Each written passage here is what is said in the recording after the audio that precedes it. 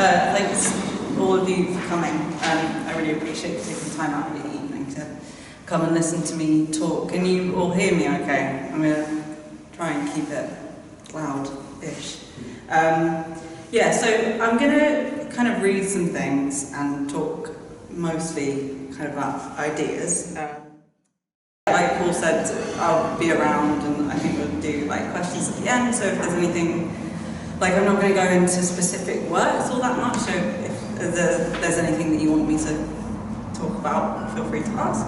I wanted to start by reading a short piece of writing, a poem that I wrote at the end of my degree back in 2019. So I came across it again whilst I was preparing for this talk, looking at bits of writing that I'd done in the past, and it was kind of strange because it didn't relate at all really to the imagery that I was producing back then when I wrote it. And I didn't really present it alongside that work in my degree show. We put it in a little sort of zine that we published, but otherwise I just kind of put it away and didn't think about it. But looking back at it now, I feel like it kind of gets at some of the ideas that I wanted to articulate in this body of work. So I'm going to read that out now. A bad dream, a soft touch. Think of tucking yourself away in the earth. Nose bone pressed to deep clay. Wet, fleshy bridge. Walking on backs.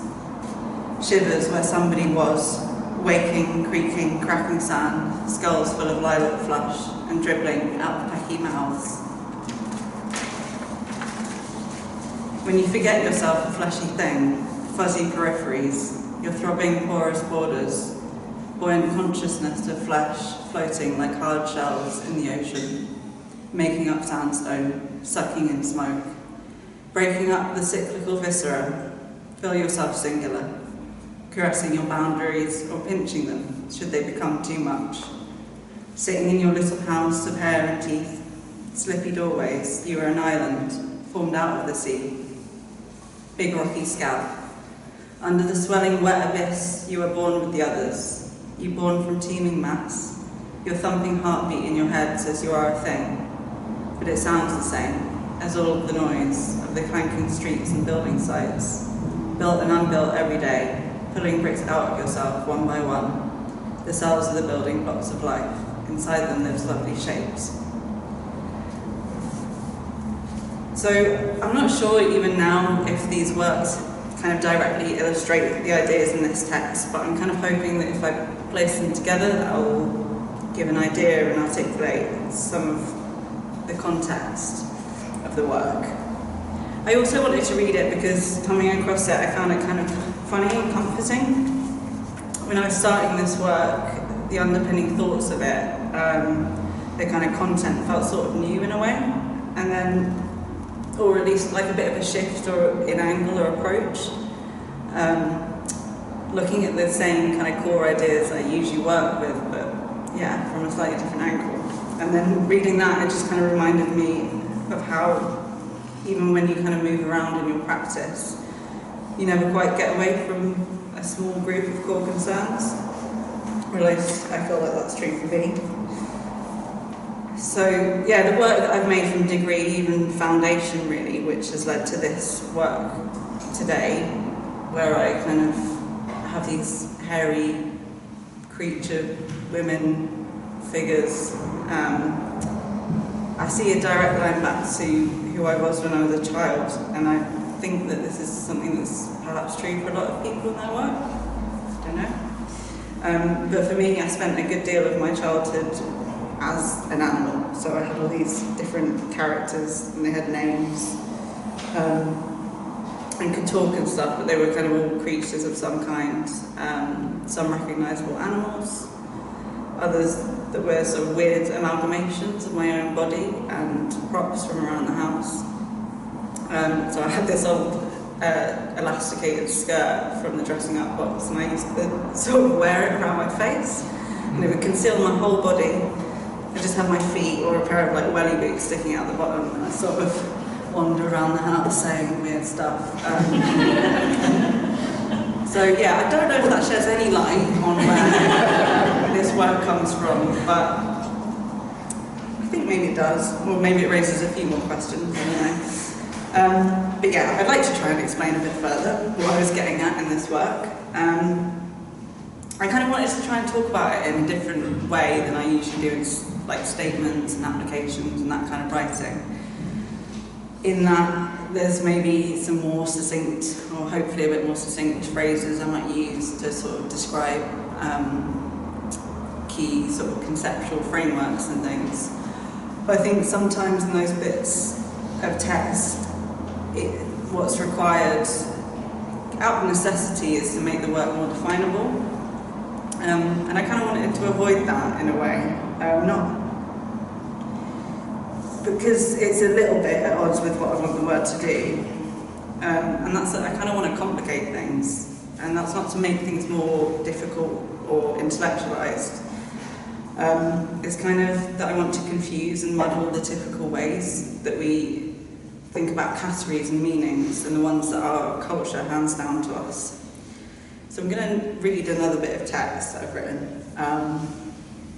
It's not a poem, it's more just me trying to work out some ideas. Hopefully that'll give a little bit more context without defining it too much. The core of it, the roots, the aorta, is always the same. The woman, gender, question mark, animal, body, human, mind, nature, culture thing. Was it a question at some point? Maybe not. It is all things being the same and also being apart, but connected. Is it our cultural world hanging like a spectral overlay on top of the physical beating earth? No, not quite. The culture, the stories, and isn't it all just stories, for the meaning, is as alive as the trees and the small gulls that roll outside my window. Perhaps that is the point of making art of or about it. It's like filling in the gaps, making physical and objects and material out of all the stories. Getting inside the wormholes between the spectre and the real, very there body. Like a buttonhole, sweet little window, a portal between the cloth, reed, human world, covering, woven, technology, society, and the skin and the hair of the body. To trace it all out distinctly is a mistake or impossible, because that's it. I can only say whereabouts it lives. I can give vague directions to find this place or being. She is a land between, or a monster born from these ideas and our world and mine. And there lives and breathes out what words can't say. It's something about containers and the boundaries between, and the complete lack of them, indiscreet and never discreet. I think maybe that is what obsesses me, the failure to be whole and singular.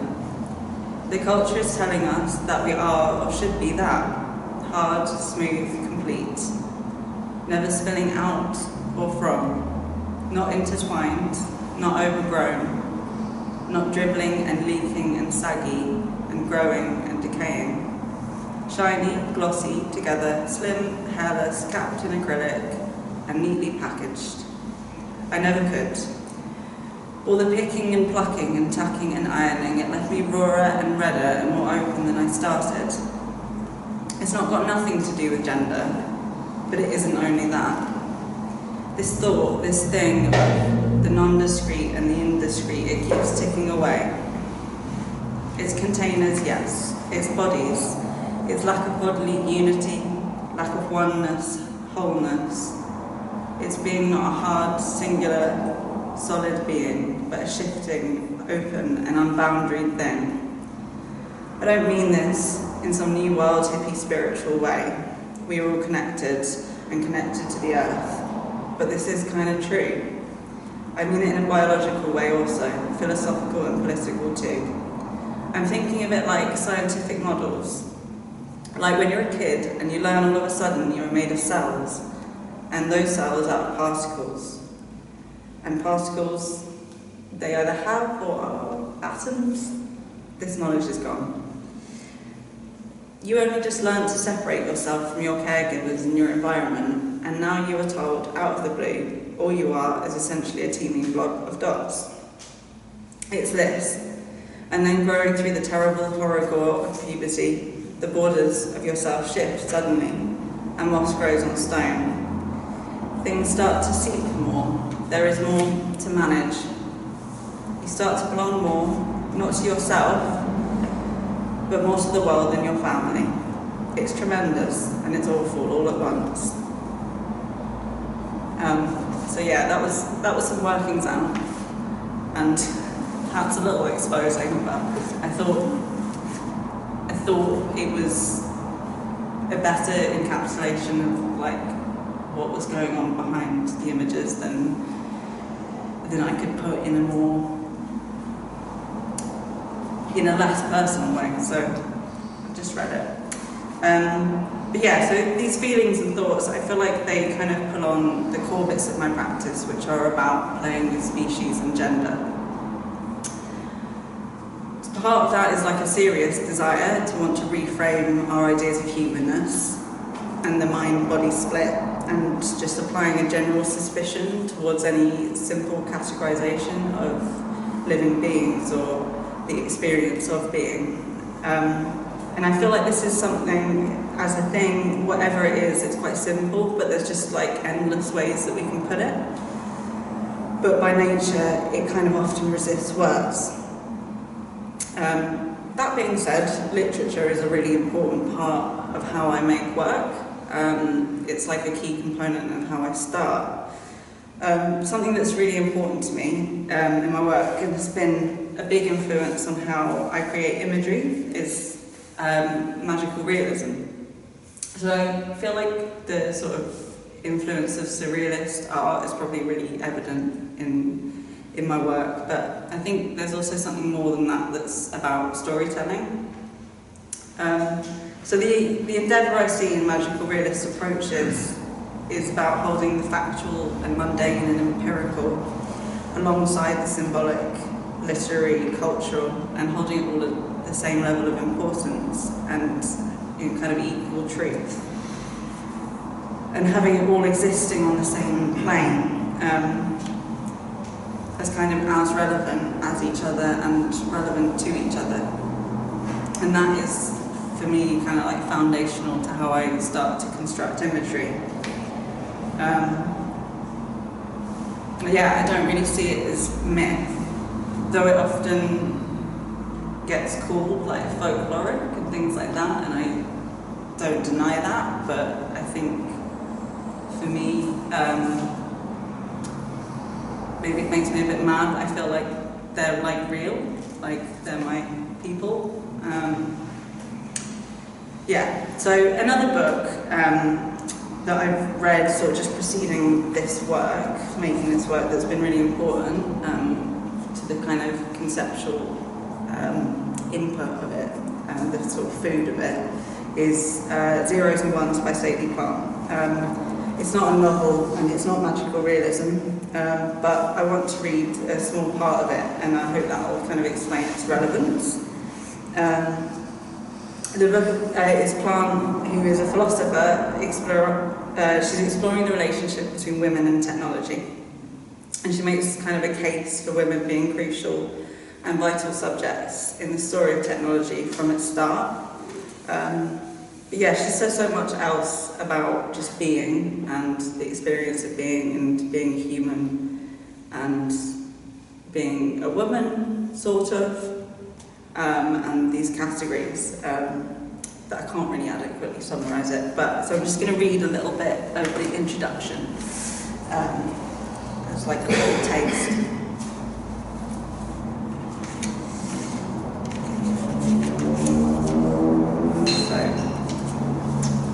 Yeah, she calls it the preamble. That's the title. Those were the days when we were all at sea. It seems like yesterday to me. Species, sex, race, class. In those days, none of this meant anything at all. No parents, no children, just ourselves, strings of inseparable sisters, warm and wet, indistinguishable one from the other. Gloriously indiscriminate, promiscuous and fused. No generations, no future, no past. An endless geographic plane of micro-meshing, pulsing quanta, limitless webs of interacting blendings, leakings, mergings, weaving through ourselves, running rings around each other, heedless, needless, aimless, careless, thoughtless, amok. Folds and folding, plying and multiplying, placating and replicating. We had no definition, no meaning, no way of telling each other apart. We were whatever we were up to at the time. Free exchanges, microprocessors finely tuned, polymorphous transfers without regard for borders and boundaries. There was nothing to hang on to, nothing to be grasped, nothing to protect or be protected from. Insides and outsides did not count. We gave no thought to any such things. We gave no thought to anything at all. Everything was there for the taking then. We paid no attention. It was all for free. It had been this way for tens, thousands, millions, billions of what were later defined as years. If we had thought about it, we would have said it would go on forever, this fluid world. So yeah, that's just a little taster of Sadie Plant I would highly recommend. It's a bit mad, but it's really brilliant, I think.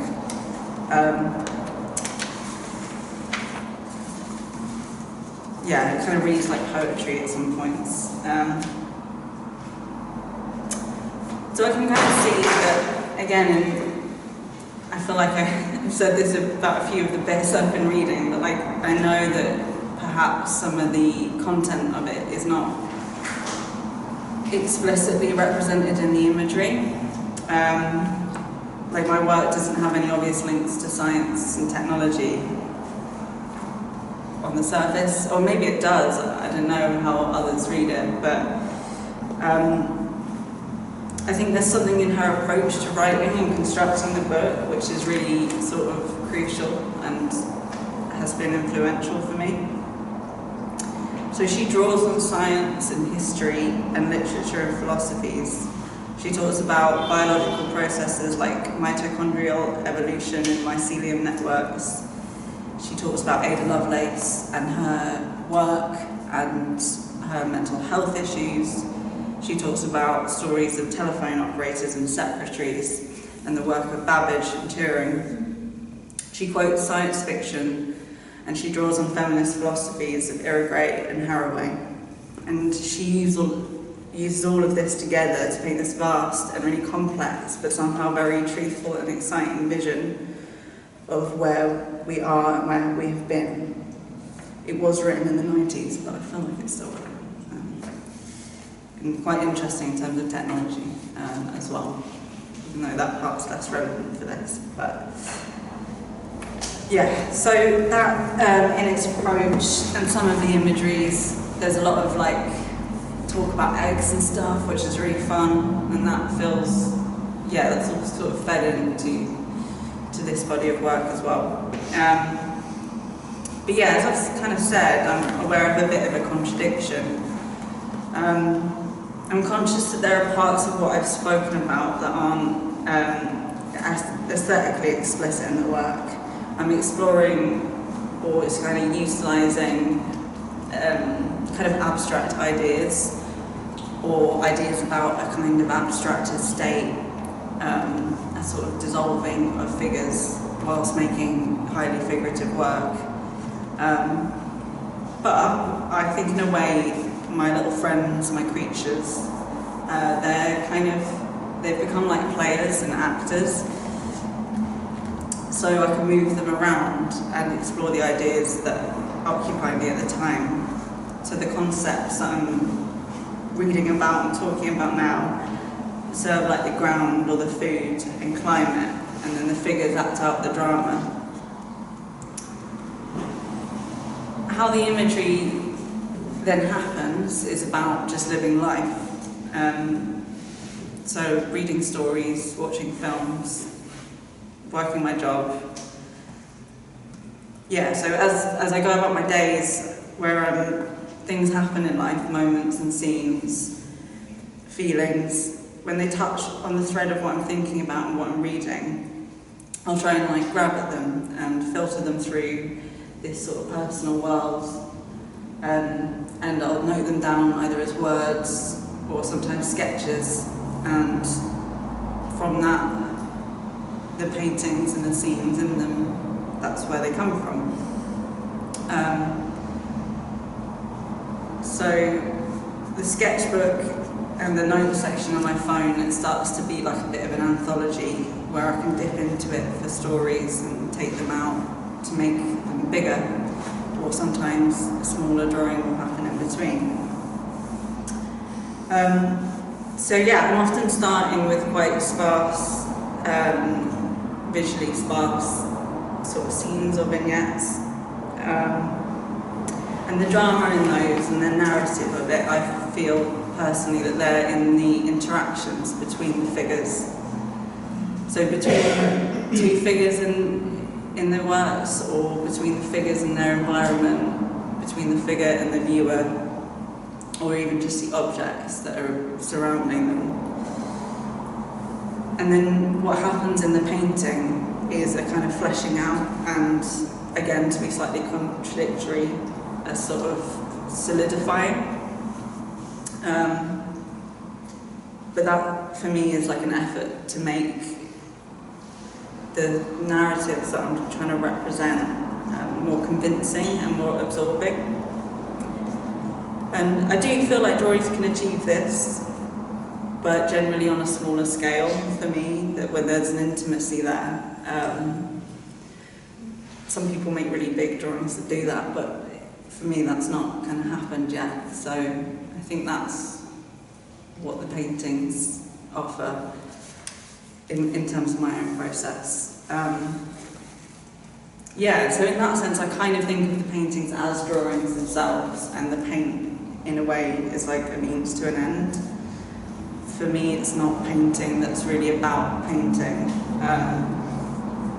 And that, again, that links to the surfaces that I choose to make the work on, which has become quite important to it as well, I think. So all of these are painted on sort of constructed substrates where I paste together smaller bits of paper. I used to do this on like just cartridge paper and brown paper and stuff. It is a bit cheaper, but they started to I just wanted to kind of push that a little bit further. So in these ones, they're handmade Lochta papers, and they're a little bit more fragile and have a bit more of a lightness about them. But they're all pasted together on the wall as I work, and then stapled at the edges, which is why sometimes they get a bit raggedy, but it's all the dissolving edges. It's all part of it, I hope. But yeah, it came out of, like, making the substrates in that way, it came out of a kind of desire for some like immediacy and autonomy, to be able to make like large scale images without having to use tools or go into the workshop. I think that's always a thing that people on our course used to get sort of told off for, being afraid of the workshop and then regretting it at the end. And I was one of those people. But I figured out a way to make substrates that way, so that's nice. Yeah, I never really got into painting on canvas, it just didn't really work for me. But there's also a part of that decision not to use stretched canvas that's about not wanting to paint on cloth. Is sort of a thing that I have a thing about it, basically. And that's because of how I feel about textiles as a material. Also something that I use some of the time. It's because of the denigration of textile work within the history of art and of weaving as a technology and its importance in our human history and our complex and personal relationships with cloth as a material in our everyday lives. So I don't want to paint on it, and I don't want to hide it behind my images. I think sometimes when we have paintings on stretched canvas, like it becomes, they're sort of so understood as flat images that it loses its objectness. objectness. So my hope is that these being on kind of wrinkled and layered paper where you can sort of see the seams and wonky edges allows it to resist that a little bit and allows them to be objects as well. I also kind of like how they act a bit like wall hangings, so they're not textiles, but because they sit with some distance from the wall, there's something about them that for me has a bit of a relationship to large tapestries that we see in like old houses and things that depicts like battles and biblical scenes and things like that. And they also feel for me a little bit like skins and like parchments and manuscripts and things like that. Have a sort of artifactness about them. I don't know why I keep just adding ness on the end of every word and pretending like it's a word, but I think you get my drift. So yeah, textiles being important kind of brings me to my other three-dimensional works just behind you there, my little poppets. So these works, they happen kind of differently from the paintings. They don't arrive quite as fully formed in my brain. They grow over time, like the creatures that they are. So these ones, the hard elements of them, they're like paper mache, air dry clay, and some like mod rock for the weird little floppy boobs and mask-like faces. I made them back in lockdown, and they always had this slightly stark feeling to me, and I don't know if it's because of that time. We were working up in the old Woolworths just up the road there, and it was very, very, very cold. Anyway, they started in, so that was 2020, and they've kind of gained bodies since, and all the bodies are made out of mostly my old clothes. There's a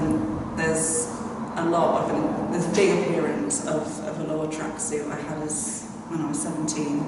It's very beloved, but has now become a kind of fur-like cloth. Also, it might make you want to like get away from them, I don't know, but those are some of my old towels and flannels as well that I painted with acrylic to make them look a bit like fur. But yeah, so there's not much in the way of drawing that happens with these. There's some sketches in between to kind of work out how I construct them, how they're going to be cut and sewn together to make the shapes that I want. But otherwise, it's a lot of improvising and responding to the textures and the colours of what I have in my fabric stash. As I said, the things that look like fur and hair and skin, what feels a little bit Tudor and a bit regal, or what's a bit more spooky and witchy. And then at the end, they get their finishing touches. Some of them have their nails painted, which is more than I get, so little beads for hands and things. That big one there, she lived with me in my flat for a few weeks when my flatmate had already moved out, so it was just like me and her staring at each other, and then she would sit there as the letting agent brought in, like pretending she was a new landlord to buy the flat, and I think she successfully scared them off, but that did leave me without a flat, so so those creatures, they're kind of like a starting place, and I'm hoping that more will be joining them and that I'm going to make some more dolls. They feel kind of newer in a way than the paintings do in terms of my like adult practice, but they're kind of not. Again, going back to that theme of like returning and never really getting away from the core things. I did actually, when I was a kid, I used to make quite a lot of little dolls and like animals out of fabric scraps and like toothpicks and skewers and odds and ends like that. One of them was called Polly Chopsticks, and she had legs, really, really long legs that were made out of straws and chopsticks. And then I think it was like a polystyrene ball with like a little sort of wrapped yarn for hair. And she did feature in a little stop frame animation, actually, which I'll try and find one day. But yeah, I'm fascinated by dolls and figurines as objects, and I think they're a really massive, rich subject. And I won't go into all the reasons why I think they're cool. But there's definitely something in them in terms of their relevance to the ideas that I've been discussing in this talk, which is important to me. I'm really intrigued by the human desire to construct miniatures of ourselves and each other, and the way that they kind of function as learning tools for social skills. I feel like there's something about them which is an acknowledgement of ourselves, our edges and our personhood. They just feel like really lovely examples of the making of art and objects as a form of self-making and a simultaneous expression of autonomy and relationality. So I'll stop it there. With the hope that the puppets will be continued. And if you have any questions on anything that I didn't talk about. Boundaryless, but I guess for me it feels like that, particularly in the painting works, there's such a palpable boundary that's being inserted, like the glove that's stitched, or like the hand that's sutured, the sense of the mask being revealed with this bounded body beneath, the hole carved into the ground, but also this sense of like danger and like the spiny tree, the blood that's being dripped off the hand, like this sense of like both relishing the pleasure of the bounded body, but also acknowledging, I guess, what's underneath and this like sense of pain. Like, can you show more of those things? Yeah. I guess. Yeah, I guess I've sort of, like you say, I've talked a lot about the like boundarylessness. Getting all confused by lesses and lesses.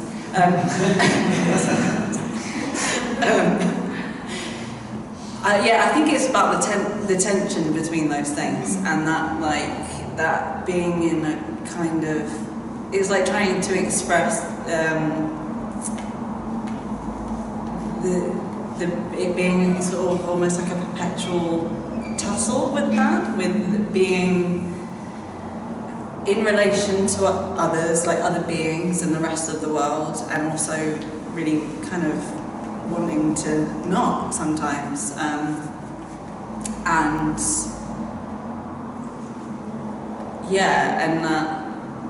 the ways, and a constant kind of fight to keep the body contained. I think that's what it is for me. But also, there were other bits in that bit of writing that I didn't include that I think is about the kind of the tension of the desire for connectedness and the desire for autonomy, and those, I suppose that they're probably reliant on each other as things. So I feel like everything I'm saying is completely contradictory. And maybe that's the point of the work. So I'm going to say, does that make sense as an answer? Definitely the thing about the framing, like it just wouldn't make any sense to me. And also, I don't have the money to frame things this size. So, if someone wants to buy them and put them in a beautiful frame to keep them nice in their house, then they can. But that wouldn't make sense in an exhibition setting, I don't think. To put them behind glass as well, like it would just be odd, wouldn't it, to be making work about a lack of boundaries and then literally put it in a box. So I'm glad that makes sense. And utopian, it's not a word that I tend to use in it when talking about the work. But I think it is true. Like, I often think of it as like when I'm making work of going to a kind of place, which I think I kind of referenced, but it's like a kind of where the wild things are type. I always want to talk about it without sounding like a weirdo and like really childish also. But, you know, whatever. It is like, it's my place where I go, and then it's like taking bits to be like, I can share this part of it. So yeah, I think there's work that I've done in the past which was maybe felt less like utopian. And I was thinking about this recently. It had a bit more sort of anger in it, I think, and I feel like that, for whatever reason, is less apparent in this work. It feels slightly less angry. Maybe I'm slightly less angry, which is always good. And then, I can't remember the middle thing, sorry. The film, yeah. I'm glad that also that they appear that way. So I do take like screenshots of films that I don't work from them, but I collect that kind of imagery sometimes. And it's definitely probably a way I think about it, like a pausing of a moment, and that allowing like an interpretation, different interpretations of it being a bit multiple and kind of vague, but not, I also have 3. Oh, okay. So, first, to write down something. I wondered about the significance of using colour and not using colour.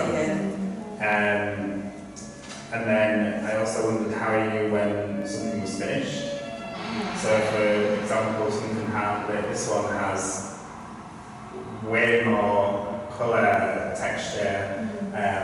It's obviously a lot bigger. So I'm interested in knowing how you went to stop, I guess, compared to, for example, some of the ones that on the back wall seem,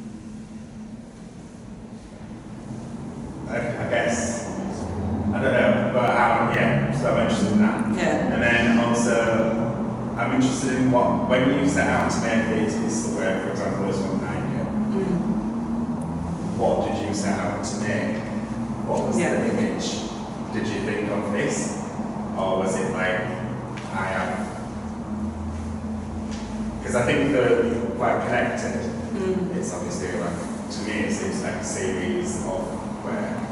Yeah. So I'm interested in knowing if it feels like when you, for example, created one or the other, did you know what you were making? Or was it like a manifestation of just what's in your mind at the time?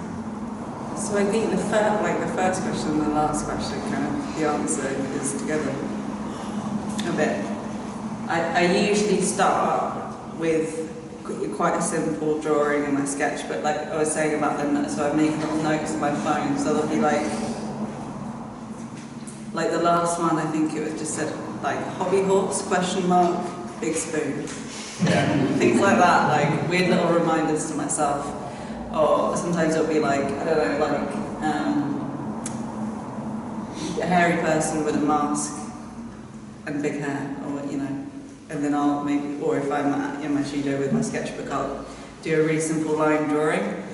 And then it quite often will just be that, and then I go straight to making, making up one of the substrates and start painting.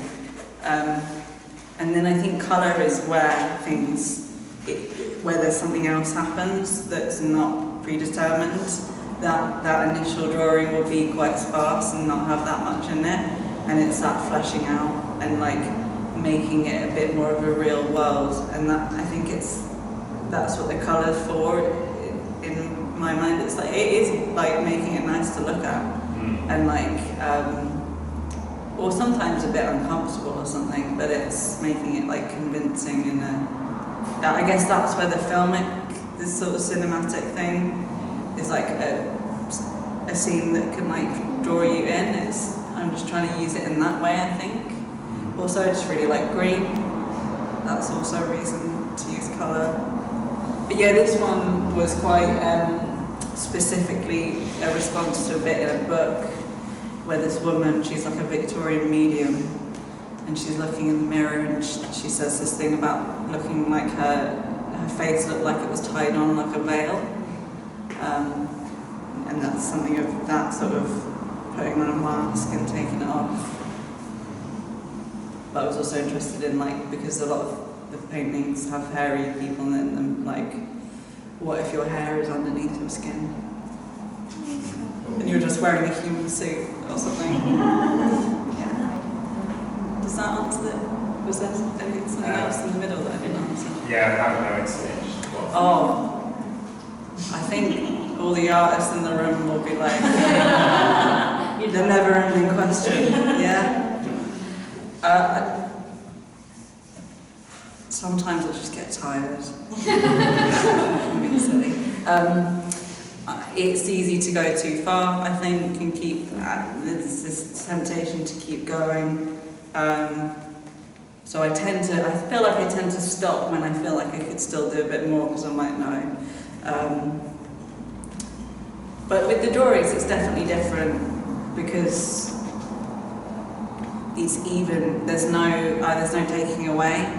Mostly with a painting, I can cover things up, but I have to be much more sparing, especially in ink and things like that. So I don't know. I think I still get it wrong all the time. So Yeah. yeah. Do you feel like what you set out to? I mean, you must do it, of course. This is just my thinking. So those little notes in your phone.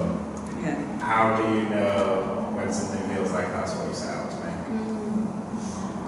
How do I know when, like, it has done what I wanted in the little note? Yeah. I think sometimes it becomes something else, and that's fine.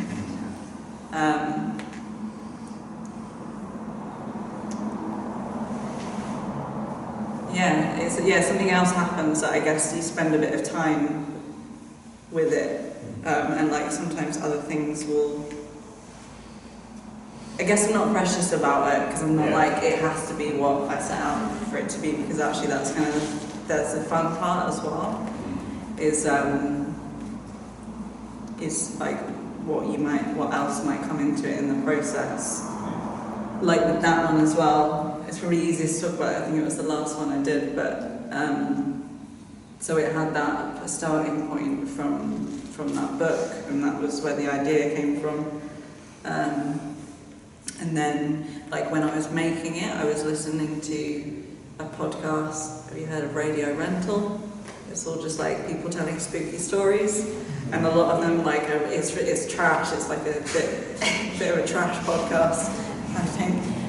But it's all quite like, so we've got a bit. I feel like the blue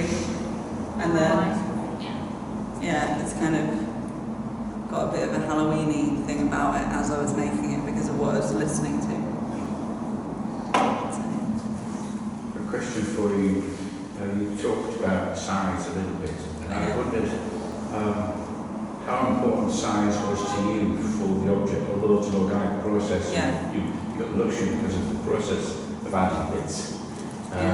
But if you also are slightly reticent about noticing the edge, perhaps, of the object, how important is size? Do you see yourself doing anything on a very, very large scale? And why would that attract you?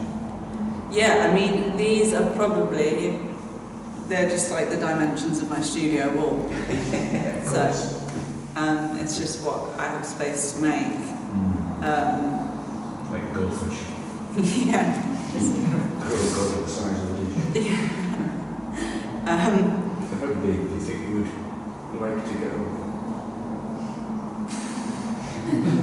I mean,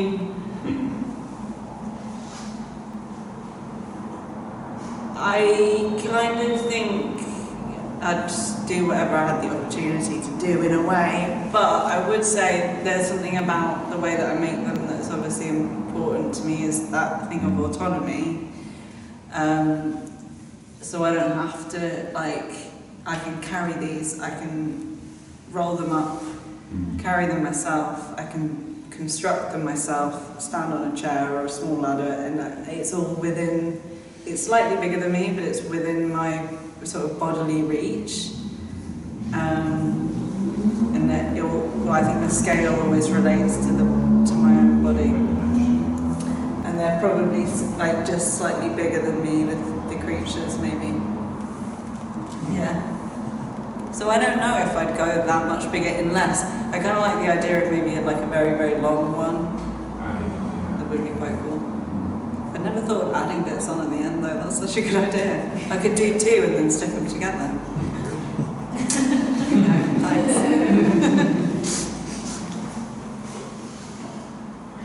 I'm just got a lot of questions, but just I don't know. It's maybe it's pointless. Like what? It's interesting what you were doing. It's interesting you were talking about dolls, and it was making me think about role playing, relativity, kind of learning, and looking at the dolls and looking at the creatures. It works, and then thinking about that further question. I was kind of thinking, I don't know, I want to fill the gaps. But I just was wondering whether you could see like relations happening in a kind of maybe more installation, or whether these as objects and sculptures would start to kind of blur the boundaries between the distinct pieces of work anymore. Yeah, I'm not saying that you need to, but I was just interested if you were interested in that.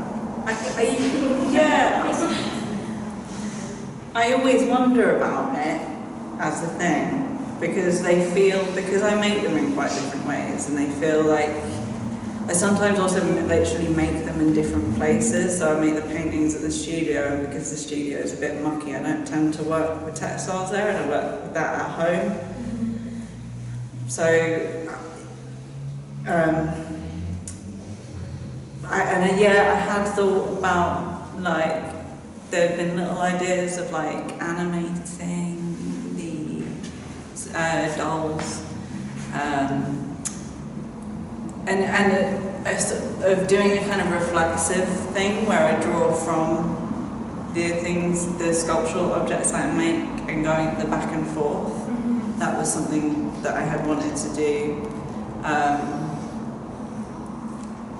In going back to a slightly more like not making big finished works, but like in an experimental sort of starting again, sort of gearing up again to make new work kind of thing is to involve that as a process. Yeah, and I would know, I had some thoughts about some other kind of objects that would have painted elements to them, and I suppose I did the Republic window and they had a painted backdrop and the dolls, so maybe that's something that I would like scale up and start to, Is there kind of like relation with us at the moment rather than each other? And I was just, I'm just interested if that's something. Yeah, definitely, yeah. Sometimes I do worry about putting them in the same space and how that works. But I think it's been okay. But yeah. Thank you. It's more of a commentary really, but I feel like the figurative works, but the stripped back, like everything that we would see as identity, like gender, class, what films you watch, what books you read, all that kind of thing. Do you see them as like more human or less human? Because it goes to the core of what it is to be alive, really. That's interesting. Wow. I'd not thought about it in that way. Yeah, that's an interesting way of putting it. I suppose I'd more thought about it like they're not individual categories to begin with. So they're like, but yeah, definitely there's a stripping away of, and I always want to make them kind of seem timeless and not exist in specific time periods, and that was kind of this almost like it's not the only reason, but it was one of the reasons I started making them all hairy and stuff, because I didn't want to give them hairstyles, because I was like, a hairstyle is way too specific a thing about who you are and where you are. Is that an answer to that question? I just wondered, like, regarding how much the philosophy and it's stripping away, is it kind of like any philosophical thought behind it, like regarding what we're trying hard emotionally or physically? Like most of the pictures have like hairy legs or like a hair, that one's doing the mask, Yeah. or like the hand and the face. I just wondered if there's any sort of thought about like, idea in all the hiding things, both physically and mentally, because we do it all the time, and emotionally as well. Yeah. And we've all got like a mask, but I just wondered if you've like taken it off on purpose as we're going from like the images. Yeah, I think definitely there's like a play around with like covering and uncovering and like hairy parts and like what's, because like some of them have more than others and like, yeah, it's in like different places, and I think it's that, like I don't want it to make something that's like specifically setting out that's like, oh, it's good to not shave your legs. Well, though I don't, but like it's not, Yeah. do you know? But I meant like more like a box, so like everybody now like sort of tries to fit into a box, like Yeah. moving on, trying to like that, moving on like that. And everybody's like, oh, you've got to be this, I've got to be this, I look like this. It's more like taking it out of the box and sort of like Yeah. almost non-human, just Yeah, just expand. Just very quick one. When you said about textiles and tapestries, because from my angle I can see like, the shadows in this work here, the way the hand almost looks like you've kind of molded the hand, so it's actually almost three-dimensional. So like every time I'm looking at you, I don't know if it's the lights, but it literally looks like these hands are coming out. Would you ever make a textiles version of something like that? Where it's almost, because to me, like you said, especially with it not being framed, it almost feels like it's, like I love stop frame animation, but looking at it and then flipping the light, it actually feels like it's just slightly moving. And then when you said that you would love to get into that, experiment with that, it's just that piece, especially for an artist, is where I'm saying, it actually feels like it is like three-dimensional. So it was just, when you were saying about almost like the work being longer, so we're setting up a table that's like 18 foot long by about 5 foot for essentially that reason. So it's kind of like a fabric screen bed in that sense. Nice. So obviously if you ever wanted to do that, but it's just, it would work because that's essentially why we're doing that table, to give opportunities, because you're right, with artist studios you are confined to the clean wall, or the wall that you can use that you're not. So, I mean, you've already answered it, but you said if you did want to try something, you would do it, even on the picture. But it's just interesting where it has worked. Was that deliberate, or was that just the way you just kind of made it? Yeah, no, that, well, I feel like I should say it was deliberate, but not sort of like, they just sometimes sort of, I think it's a bit to do with how the hanging support, how I stuck it on, but it's just a part of like using the paper constructed surfaces. They do kind of shift and buckle a bit as I'm painting, because, and especially these ones, the paper's like strong because it's handmade, but it just moves quite a lot. So, but I kind of like that. It's not easy. But it's easy in that it's flat and smooth, and that's nice, but there's a bit of a movement, and there's a bit of it that's reminding you that it's a thing. But I definitely would like to do more like textile hanging, textiles in a two-dimensional sense. And I have smaller ones.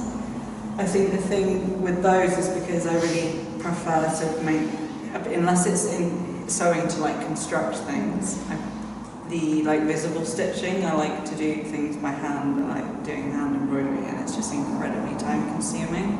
So a lot of the flat textiles that I've done so far will be like that big because I'm working very slowly over time.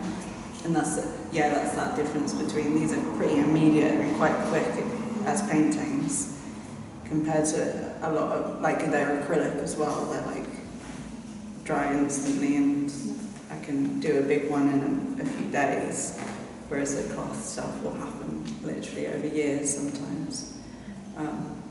And that's not a bad thing, it just means it's hard to do that scale.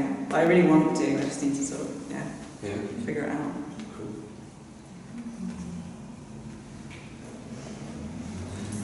feel like everyone must be leaving the room.